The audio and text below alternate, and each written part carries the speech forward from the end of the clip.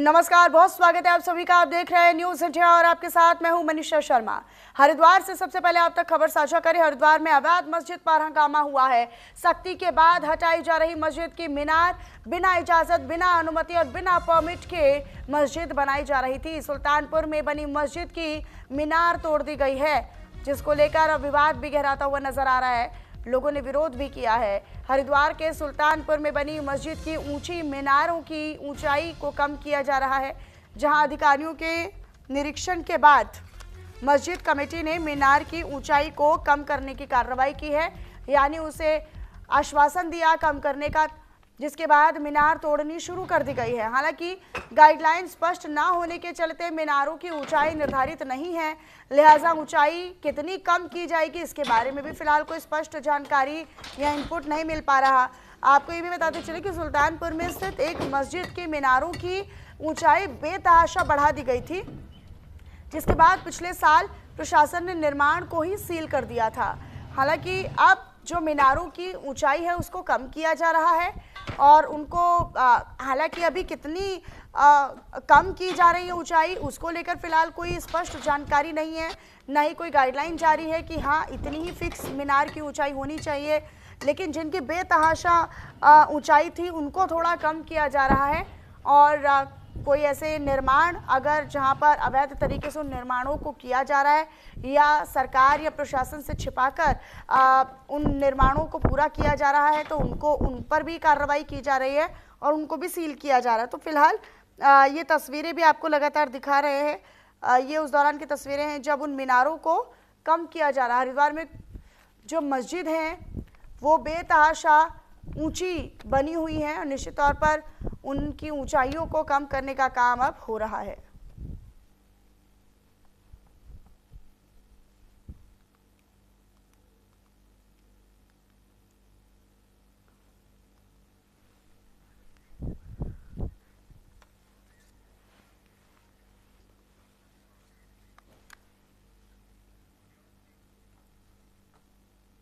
तो देवभूमि में 250 फीट ऊंची अवैध मस्जिद है। हरिद्वार की अवैध मस्जिद पर धामी सरकार ने अब एक्शन लिया है। दरअसल तय मानकों के खिलाफ ये मस्जिद बनाई जा रही है। करीब 250 फीट तक मीनारें बन चुकी हैं, जो कि अपनी लिमिट से बहुत ज़्यादा ऊंची है।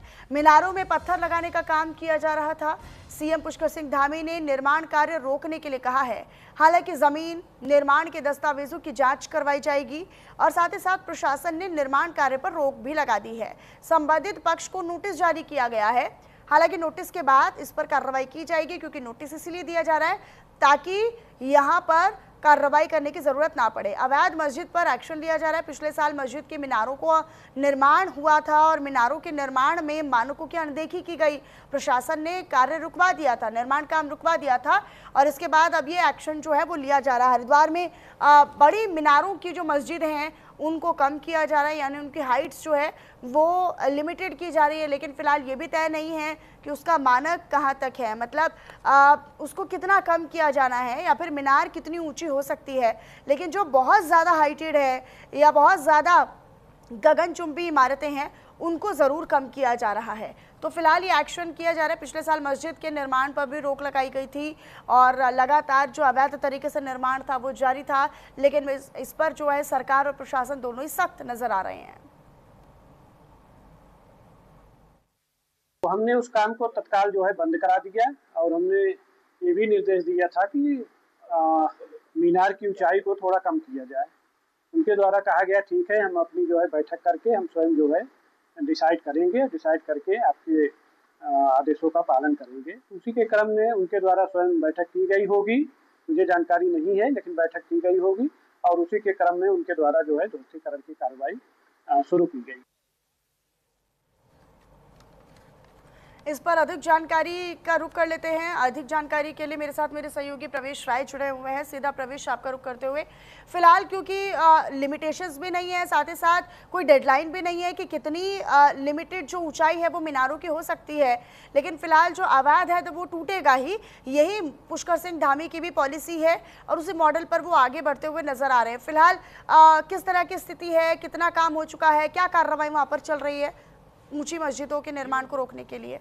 जी मनीषा, मैं आपको बता दूं कि जिस तरीके से सोशल मीडिया पर किसी के युवक द्वारा ये बताया गया था कि ये जो मीनार है, ये पूरे उत्तराखंड की सबसे लंबी जो मस्जिद है, मस्जिद की मीनारें बनाई जा रही हैं। तो जिसको देखते हुए जब ये पिछले साल ये सोशल मीडिया पर वीडियो वायरल हुआ, तो वीडियो वायरल होने के बाद मुख्यमंत्री पुष्कर सिंह धामी तक भी ये वीडियो पहुंचा। तो उन्होंने जिस तरीके से हरिद्वार जिलाधिकारी को निर्देश किया था कि क्या है इसके पीछे की जांच कराई जाए, क्योंकि लगभग ये देखा जा रहा था कि 150 फीट से भी ऊपर जो थी वो उसकी ऊंचाई देखी जा रही थी। तो लगातार उसमें निर्माण किया जा रहा था। तो जिस तरीके से हरिद्वार की जिलाधिकारी ने पिछले साल उस पर रोक लगा दी थी, लेकिन ये देखा गया था अभी बीते कुछ समय पहले ही कि रोक लगाने के बाद भी जो वहाँ के लोग थे, जो वहाँ मस्जिद का प्रशासन था, वो लोग लगातार उस पर काम कर रहे थे और मीनारों को और ऊंची किए जा रहे थे। तो प्रशासन ने बीते दिनों देखा, और जब वहाँ पे 3-4 दिन से लगातार बैठकें ली गई एसडीएम द्वारा, वहाँ पे देखा गया कि क्या इसके मानक थे और कब सील हुई थी, उससे कितनी ऊपर बना दी गई है। तो इसी को देखते हुए जो पूरी जांच के बाद कल ये जो मीनारें थी वो तोड़ी गई है। लेकिन आपको बता दें कि जो वहाँ का क्षेत्र है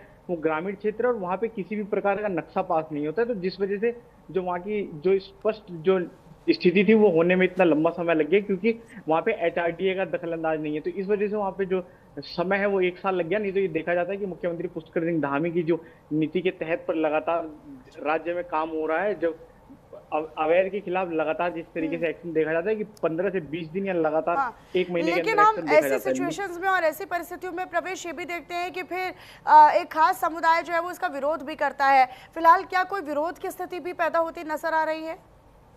जी बिल्कुल, ये कहना गलत नहीं होगा कि विरोध हर प्रकार से होता है, लेकिन जब प्रशासन वहां पे मुस्तैद होता है तो वहां पे जब ये देखा गया था कि विरोध हल्का फुल्का था, ना के बराबर विरोध था, क्योंकि उन लोगों का भी ये कहना था कि कहीं ना कहीं ये ज्यादा ऊंची बन गई है।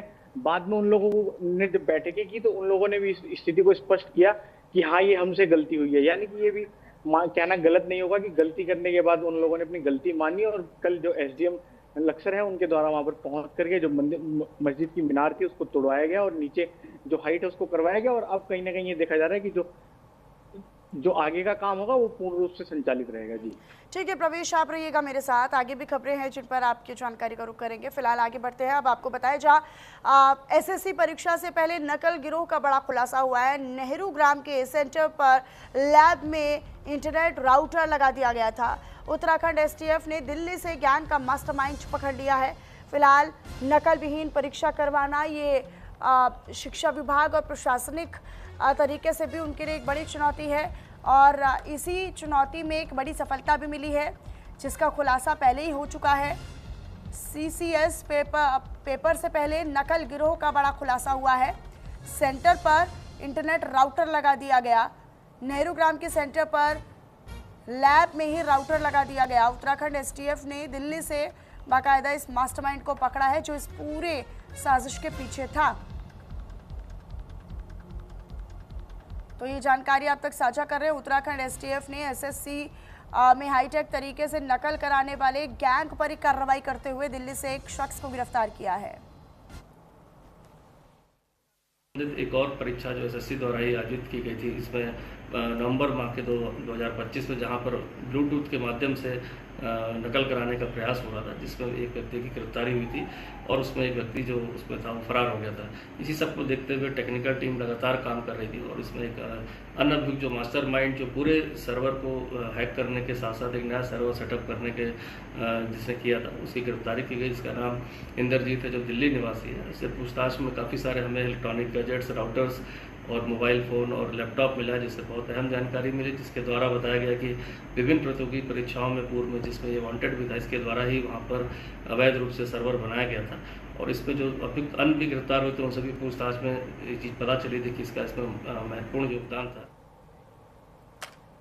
प्रवेश, लगातार मेरे साथ मेरे सहयोगी जुड़े हुए हैं। प्रवेश, क्योंकि लगातार जो नकल विरोधी परीक्षा करवाना ये सरकार की तो बड़ी चुनौती है, लेकिन ऐसे गैंग अपने साथ एक नया तरीका लेकर आते हैं। अब हाईटेक तरीके से नकल करवाने की कोशिश यहाँ पर की जा रही थी, लेकिन अच्छी बात और राहत की बात यह है कि इसका खुलासा पहले ही कर लिया गया। और दिल्ली से जो शख्स गिरफ्तार किया गया है उसके बारे में क्या अपडेट?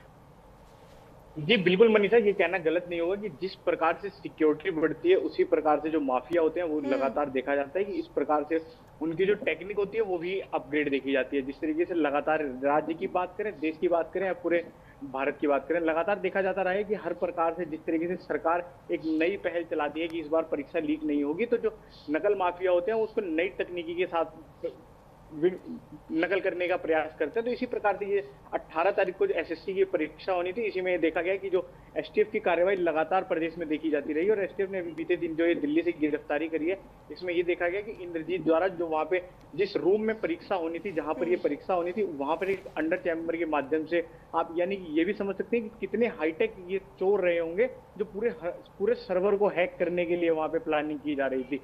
तो लगातार राहत की बात यह है कि परीक्षा होने से पहले ही जो एसटीएफ ने वो खुलासा कर दिया इंद्रजीत को। अब ये देखा जाएगा कि कोर्ट की ओर से क्या फैसला लिया जाता है और कब तक ये माननीय न्यायालय के आदेशों पर जेल में रहेंगे। जी ठीक है प्रवेश, शुक्रिया आपका इन तमाम खबरों पर हमारे दर्शकों तक साझा करने के लिए जानकारी। अपनी नजर आप इन पर बनाकर रखिएगा। आगे बढ़ लेते हैं। अब आपको बताएं, चंपावत में गोलजू महोत्सव 2026 का समापन हो चुका है और इसमें अब मुख्यमंत्री पुष्कर सिंह धामी कार्यक्रम में वर्चुअली जुड़ते हुए नजर आए, शिरकत करते हुए दिखाई दिए। हालांकि सीएम पुष्कर सिंह धामी ने समापन समारोह को संबोधित भी किया। लोक गायकों की प्रस्तुति मुख्य आकर्षण का केंद्र रही। तो चंपावत से खबर है, चंपावत में गोलजू महोत्सव 2026 का भव्य आयोजन किया जा रहा था, जिसका भव्य समापन कार्यक्रम भी आयोजित किया गया, जिसमें मुख्यमंत्री पुष्कर सिंह धामी ने वर्चुअल जुड़कर यानी वीडियो कॉन्फ्रेंसिंग के माध्यम से जुड़कर कार्यक्रम को संबोधित भी किया। इस दौरान सीएम पुष्कर सिंह धामी ने कई बातों का जिक्र करते हुए कहा कि चंपावत को देश का सर्वश्रेष्ठ और आदर्श जिला बनाना राज्य सरकार का विकल्प रहित संकल्प है। 4 मई से शुरू हुए 13 दिवसीय इस सांस्कृतिक और धार्मिक महोत्सव का हर्षोल्लास और जन उत्साह के साथ समापन हो चुका है। उन्होंने इस दौरान कहा कि देवभूमि उत्तराखंड के समृद्ध लोक संस्कृति, पारंपरिक लोक कलाओं और सांस्कृतिक विरासत को जीवंत बनाए रखने के लिए अब ऐसे आयोजनों की महत्वपूर्ण भूमिका रहती है। गौरतलब है कि महोत्सव के अंतिम दिन यानी आखिरी 3 दिनों में आयोजित स्टार नाइट कार्यक्रम विशेष आकर्षण का केंद्र बनी रही। इस मौके पर मुख्यमंत्री धामी ने नगर पालिका परिषद, जिला प्रशासन और सभी क्षेत्रवासियों को इस भव्य और सफल आयोजन के लिए हार्दिक बधाई और शुभकामनाएं दी। भगवान शिव के गौर भैरव स्वरूप गोलजू महाराज हमारी लोक आस्था, न्याय, सत्य और धर्म के प्रतीक हमारे देवता हैं। हमारी संस्कृति में गोलजू महाराज का विशेष स्थान है। जिस प्रकार भगवान गणेश की स्तुति से किसी भी कार्य का शुभारंभ होता है, उसी प्रकार कुमाऊं अंचल में प्रत्येक शुभ कार्य में गोलजू देवता को प्रथम न्यायाधीश के रूप में उनका स्मरण किया जाता है, उनकी प्रार्थना की जाती है, उनको आमंत्रित किया जाता है, ताकि हम जिस कार्य को भी करने वाले हैं वो कार्य बिना किसी बाधा के, किसी विघ्न के संपन्न हो। सदियों से हमारी मान्यता रही है कि जो भी भक्त सच्चे मन से, अच्छे मन से, श्रद्धा से, आस्था से गोलजू देवता के दरबार में अपनी अर्जी लगाता है, उसे न्याय अवश्य प्राप्त होता है। मुझे अत्यंत प्रसन्नता है कि इस भव्य महोत्सव के माध्यम से चंपावत की समृद्ध सांस्कृतिक विरासत, लोक परंपराओं और धार्मिक आस्था को व्यापक पहचान देने का सराहनीय प्रयास किया जा रहा है। इधर आगे बढ़ते हैं, आपको बताएं उत्तराखंड पुलिस मुख्यालय में तबादला एक्सप्रेस चली है। दरअसल राज्य भर में 11 डीएसपी के ट्रांसफर किए गए हैं, सूची भी जारी कर दी गई है। आपको बताएं अधिकारियों को तुरंत कार्यभार ग्रहण करने के निर्देश दिए गए हैं, कार्यभार संभालने के निर्देश दिए गए हैं। सुमित पांडे का नैनीताल से हरिद्वार तबादला कर दिया गया। नीरज सेमवाल को देहरादून से हटाकर उधम सिंह नगर भेज दिया गया है। आपको बताएं कि आशीष जोशी का सीआईडी देहरादून से हरिद्वार ट्रांसफर किया गया है। अस्मिता मंगाई नरेंद्र नगर से पौड़ी गढ़वाल तैनात की गई हैं। फेरबदल का उद्देश्य कानून व्यवस्था को मजबूत करना है और पारदर्शिता को बनाए रखना है। उत्तराखंड पुलिस मुख्यालय में जनहित और खाली पड़े पदों को लेकर राज्य में 11 पुलिस अधिकारियों के ट्रांसफर यानी तबादले कर दिए गए। पुलिस मुख्यालय की ओर से जारी आदेश के अनुसार 11 डीएसपी को 5 जिलों, वाहिनियों और इकाइयों में ट्रांसफर किया गया है, जिसके संबंध में अधिकारियों को तत्काल प्रभाव से नई तैनाती स्थल पर कार्यभार संभालने के निर्देश जारी कर दिए गए हैं। पुलिस मुख्यालय की ओर से जारी किए गए आदेश में संबंधित सभी अधिकारियों को तत्काल कार्यमुक्त करते हुए नई तैनाती स्थल पर भेजने के निर्देश दे दिए गए हैं। मुख्यालय ने यानी हेडक्वार्टर्स की तरफ से जारी ये आदेश कानून व्यवस्था और प्रशासनिक जरूरतों को ध्यान में रखते हुए जारी किया गया है।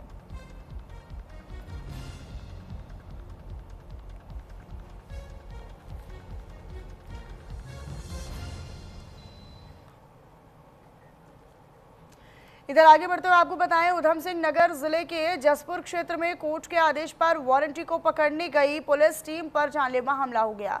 वारंटी के परिवार वालों और अन्य लोगों ने पुलिस टीम के साथ जमकर मारपीट के आरोपी को छुड़ा लिया और घटना ने पूरे इलाके में सनसनी फैला दी है। वहीं पुलिस टीम के साथ मारपीट का वीडियो भी सोशल मीडिया पर वायरल हो रहा है। घटना के बाद पुलिस ने मुकदमा दर्ज कर 2 आरोपियों को हिरासत में ले लिया है, जबकि अन्य फरार आरोपियों की तलाश जारी है। घटना पतरामपुर चौकी क्षेत्र के भोगपुर डाम गांव की है।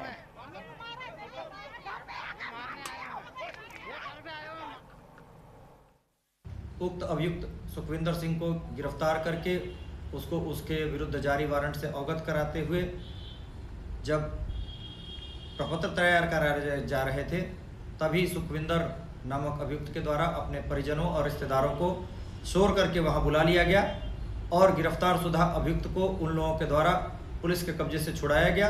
पुलिस बल पर हमला बोला गया, जिस संबंध में सुखविंदर सिंह व अन्य 6 अभियुक्तों के विरुद्ध अंतर्गत धारा 109, 121, 127, 132, 190, 191, 221, धारा 3, 324, 351 और 352 भारतीय न्याय संहिता के अंतर्गत अभियोग पंजीकृत कराया गया और उनमें से 2 अभियुक्तों को गिरफ्तार कर माननीय न्यायालय के समक्ष पेश किया जा रहा है। अन्य अभियुक्तों की गिरफ्तारी हेतु टीमें गठित की गई हैं और प्रयास निरंतर जारी हैं। इधर उत्तराखंड में लोकायुक्त की नियुक्ति में देरी को लेकर सियासत भी तेज हो गई है, जहां बीजेपी प्रदेश प्रवक्ता कुंवर जापेंद्र सिंह ने कहा कि लोकायुक्त की नियुक्ति में कुछ देरी जरूर हुई, लेकिन मुख्यमंत्री पुष्कर सिंह धामी के नेतृत्व में सरकार ने लोकायुक्त बनने से पहले ही भ्रष्टाचार के खिलाफ बड़ी कार्रवाई करते हुए बीजेपी ने भरोसा दिलाया कि जल्द ही उत्तराखंड को सशक्त लोकायुक्त मिलेगा जो भ्रष्टाचार के खिलाफ और बड़ी कार्रवाई करेगा। तो वहीं कांग्रेस की राष्ट्रीय प्रवक्ता सुजाता पॉल ने बीजेपी के बयान पर पलटवार किया और कहा कि 10 साल से राज्य में बीजेपी की सरकार है और लोकायुक्त नियुक्ति में देरी बेहद दुर्भाग्यपूर्ण भी है। उन्होंने आरोप लगाया और कहा कि सरकार भ्रष्टाचारियों को बचाने का काम कर रही है। अंदर भ्रष्टाचार का पर्दाफाश करने में, भ्रष्टाचारियों को सलाखों के निश्चित तौर पे लोकायुक्त की नियुक्ति को लेकर कुछ विलंब हुआ है, लेकिन लोकायुक्त की नियुक्ति के विलंब के साथ जो लोकायुक्त ने भ्रष्टाचार के मामलों की सुनवाई करनी थी या जो इस पर कार्रवाई करनी थी, राज्य सरकार और युवा मुख्यमंत्री धामी जी ने 2 कदम आगे बढ़ते हुए लोकायुक्त की नियुक्ति से पहले ही उत्तराखंड के अंदर भ्रष्टाचार का पर्दाफाश करने में, भ्रष्टाचारियों को सलाखों के पीछे भेजने में अपने कर्तव्यों का ईमानदारी से निर्वाह करा है। 250 से ज्यादा भ्रष्टाचारी सलाखों के पीछे भेजे गए हैं। 25 साल की उत्तराखंड की राजनीति में ऐसा नहीं हुआ था और निश्चित तौर पर वो दिन भी भारतीय जनता पार्टी के शासन में और युवा मुख्यमंत्री धामी जी के नेतृत्व में आएगा कि जब उत्तराखंड वासियों को सशक्त लोकायुक्त दिया जाएगा। आगे बढ़ लेते हैं। अब आपको बताएं, जहां विकास नगर के सहसपुर क्षेत्र स्थित कोटड़ा कल्याणपुर में सार्वजनिक मार्ग पर अतिक्रमण का मामला फिर से गर्मा चुका है। जहां कुछ दिन पहले तहसील प्रशासन, राजस्व विभाग और पुलिस की टीम ने लिशु इंस्टीट्यूट के पास से अतिक्रमण हटाया था, तो वहीं अब दोबारा कब्जे पर सख्त कार्रवाई की चेतावनी दी थी। लेकिन ग्रामीणों का आरोप है कि प्रशासन की कार्रवाई के बावजूद फिर से उसी रास्ते पर, उसी स्थान पर कब्जे की कोशिश शुरू हो गई है। इससे किसानों और स्थानीय लोगों को आवाजाही में भारी दिक्कतों का सामना करना पड़ रहा है। ग्रामीण प्रधान का साफ कहना है कि ये सालों पुराना सार्वजनिक मार्ग है जो राजस्व अभिलेखों में दर्ज है। अब ऐसे में दोबारा अतिक्रमण की कोशिश प्रशासनिक आदेशों की खुली अनदेखी है और उनकी नजरअंदाजगी भी। अब सवाल यह है कि प्रशासन इस पूरे मामले में आगे क्या कार्रवाई करता है। ये एक रास्ते को लेके विवाद चल रहा है। ये रास्ता 336 खसरा नंबर में है, जो सिजरे में रास्ता है और ये माननीय तहसीलदार साहब ने इसकी जांच करा के इसको 2 मई को खुलवा दिया था, जिसमें पुलिस प्रशासन भी शामिल था। इन लोगों ने फिर से उसमें पत्थर डालने की कोशिश की और इसको फिर से अवरोध किया गया था, जो अभी हटा दिया गया है। हमारी माननीय तहसीलदार साहब और एसडीएम से यही रिक्वेस्ट है कि ये सिजरे का रास्ता है, कानूनी रास्ता है, सदियों से चला आ रहा है, इसको हमेशा खुला रखा जाना चाहिए। सर वो रास्ता नक्शे में है, बहुत पुराना है। अगर वो रास्ता नक्शे में ना होता तो उसमें ना तो शासन कुछ करता ना प्रशासन कुछ करता। वो बहुत पुराना रास्ता है, वो रास्ता बहुत पुराना 50-60 साल से भी ज़्यादा हो। उसमें सर हमने रिपोर्ट की थी, तहसीलदार को बुलाया था, उन्होंने नक्शा देख के अपनी रिपोर्ट दी। उसके बाद सर कानून मंगवाया, तहसीलदार आए, जो भी उसमें विवाद था वो हटाया। कोटड़ा कल्याणपुर में सार्वजनिक मार्ग पर दोबारा अतिक्रमण के आरोपों ने प्रशासन की कार्रवाई पर सवाल खड़े कर दिए हैं। ग्रामीण अब मामले में सख्त कार्रवाई की मांग कर रहे हैं। देखना होगा कि चेतावनी के बाद तहसील प्रशासन अगला कदम कब उठाता है। न्यूज़ इंडिया के लिए अमित रावत, विकासनगर। इधर आगे बढ़ते हुए आपको बताया जाए, रुड़की के मंगलौर सीएचसी विवाद में नया मोड़ सामने आया, जहां पर विधायक काजी निजामुद्दीन के हंगामे के बाद अब अस्पताल प्रबंधन ने सीसीटीवी फुटेज जारी कर अपने पक्ष में जवाब दिया है। अस्पताल प्रशासन का दावा है कि मरीज विधायक के अस्पताल पहुंचने से ठीक पहले खुद फर्श पर लेटा था। प्रबंधन ने पूरे घटनाक्रम को पूर्व नियोजित बताया। जारी सीसीटीवी फुटेज में कथित तौर पर यह दिख रहा है कि मरीज विधायक की गाड़ी अस्पताल परिसर में पहुंचने से कुछ सेकंड पहले बेंच से उठकर फर्श पर लेट गया। इससे पहले विधायक काजी निजामुद्दीन ने आरोप लगाया था कि मरीज काफी देर से फर्श पर पड़ा हुआ था और अस्पताल की व्यवस्थाएं बदहाल थी। उन्होंने अस्पताल कर्मचारियों पर भी गंभीर आरोप लगाए थे। आपको बताते चले कि गुरुवार को विधायक काजी निजामुद्दीन मंगलौर सीएचसी पहुंचे थे, जहां पर इस दौरान उन्होंने अस्पताल में इलाज और व्यवस्थाओं को लेकर नाराजगी भी जाहिर की थी। अब अस्पताल प्रबंधन की ओर से सीसीटीवी फुटेज सामने आने के बाद पूरे मामले को लेकर नई बहस तेज हो गई है।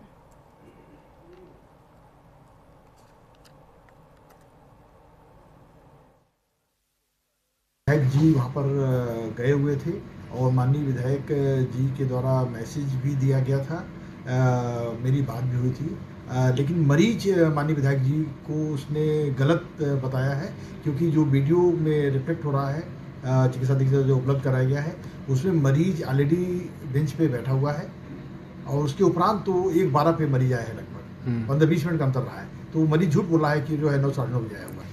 मरीज की जिद थी कि वो उसको वहीं एडमिट होना है और टीबी के मरीजों के लिए एक अलग स्पेशल व्यवस्था होती है, इसलिए हमने उसको जिला अस्पताल या की डॉक्टर ने मेरे बोला था। इधर नैनीताल में हाईकोर्ट के आदेश पर प्रशासन ने कालाढूंगी मार्ग स्थित 12 पत्थर के पास सड़क किनारे किए गए अतिक्रमणों के खिलाफ बड़ी कार्रवाई की। इसमें एसडीएम नवाजिश खलीक के नेतृत्व में अवैध रूप से बनी दुकानों को हटा दिया गया। कार्रवाई के दौरान कई अतिक्रमणकारी प्रशासनिक टीम को देखकर मौके से भाग खड़े हुए, जबकि कुछ लोगों को एसडीएम ने नोटिस भी जारी किए। कुछ अवैध निर्माणों को तत्काल हटाए जाने के निर्देश भी जारी किए गए। प्रशासन ने चेतावनी दी है कि भविष्य में अतिक्रमण पाए जाने पर बड़ी कार्रवाई और कड़ी कार्रवाई की जाएगी। साथ ही साथ झील में समा रही गंदगी और गंदगी के अंबार को लेकर प्रशासन अतिक्रमण पर जीरो टॉलरेंस दिखा रहा है। उन्होंने कहा कि प्रशासन की ओर से सड़क और झीलों के किनारे लगने वाले खोखों की निगरानी के लिए एक कमेटी गठित होने जा रही है, जो हर दिन अवैध रूप से लगाए जा रहे फड़ व्यवसायियों की निगरानी करेगी। बावजूद इसके अगर कोई सड़क किनारे दुकान लगाते हुए या रेहड़ी पटरी लगाते हुए पाए जाते हैं तो उनके खिलाफ कानूनी कार्रवाई की जाएगी।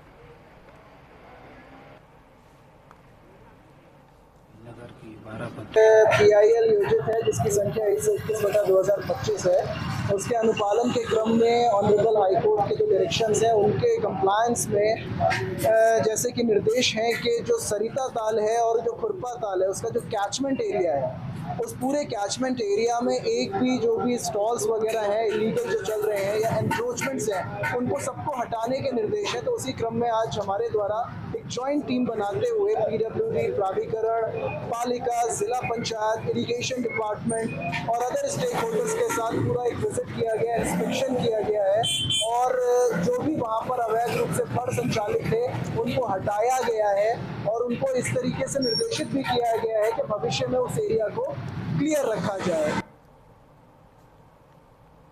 इधर आगे बढ़ लेते हैं। पौड़ी गढ़वाल में गढ़वाल सांसद अनिल बलूनी ने विकास भवन सभागार में जिला विकास समन्वय और निगरानी समिति की बैठक आयोजित की, जिसमें विभिन्न विभागों की योजनाओं विकास कार्यों की समीक्षा की। बैठक में पेयजल, सड़क, स्वास्थ्य, खेल, शिक्षा और संचार व्यवस्थाओं को लेकर अधिकारियों को सख्त दिशा निर्देश दिए गए। पेयजल संकट वाले क्षेत्रों में टैंकरों की जलापूर्ति सुनिश्चित करने और अधूरी पड़ी योजनाओं को समयबद्ध तरीके से पूरा किए जाने के निर्देश भी दिए गए। बारिश से पहले संवेदनशील मोटर मार्गों पर सुरक्षा कार्य और आपदा प्रबंधन की तैयारियों को पूरा किए जाने के निर्देश दिए गए। इस बैठक में मानव वन्य जीव संघर्ष योजनाओं और ऑर्गेनिक खेती और मनरेगा कार्यों की समीक्षा की गई। इस मौके पर जिलाधिकारी स्वाति एस भदौरिया, एसएसपी सर्वेश पवार, जिला पंचायत अध्यक्ष रचना बुटोला समेत कई जनप्रतिनिधि और अधिकारी भी मौजूद रहे।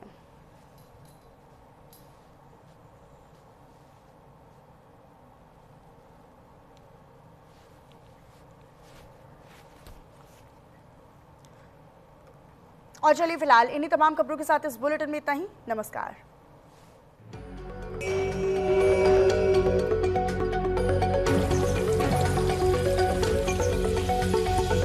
शिक्षा के क्षेत्र